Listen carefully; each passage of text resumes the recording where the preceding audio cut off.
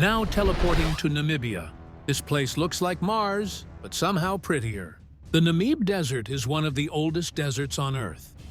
We're talking 80 million years old. And its sand dunes? They can reach up to 1,000 feet high, taller than the Eiffel Tower. There's a desert here where mist rolls in from the Atlantic Ocean and sustains beetles that drink fog by standing upside down so water rolls down their backs into their mouths. Nature is wild,